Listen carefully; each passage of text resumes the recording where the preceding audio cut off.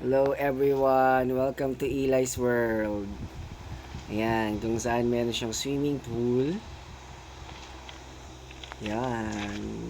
At di ko alam may falls ata yan. Tapos meron siyang mga ginawang number blocks.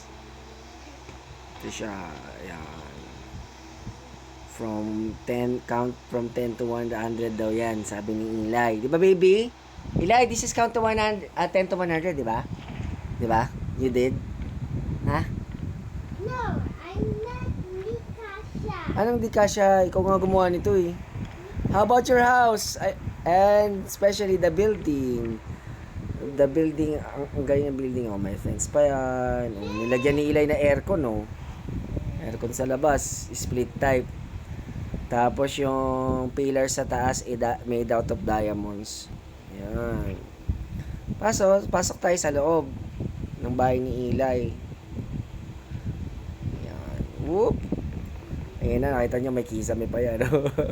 Drop ceiling ba? At ito yung room ni Eli. Hindi pa tapos eh. Under construction pa. Oh. May glass floor pa oh.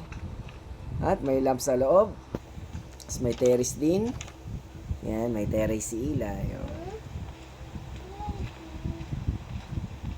Yan, meron siyang bookshelves. Ayan, may painting sa loob. At siyempre, balik tayo sa ground floor ng house ni Eli. Anak, anong ginawa mo dito? Baby, ano to? What's this box right here? Hey, sandali lang. What's this box right here? Eli. What's this box right here?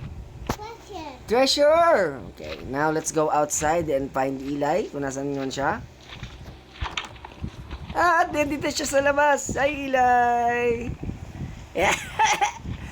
Anak ko, merong ano doon, no, monster. Let's fight the monster with using the blue axe. Saan yung monster? Don't go inside their house. Saan na siya? Wala. Ya! Cha! Cha! Cha! Cha! Cha! That's... Ano ka? Trespassing ka sa bahay ni Eli ah. Ah, nilalagyan mo ng door. Uy, may chicken!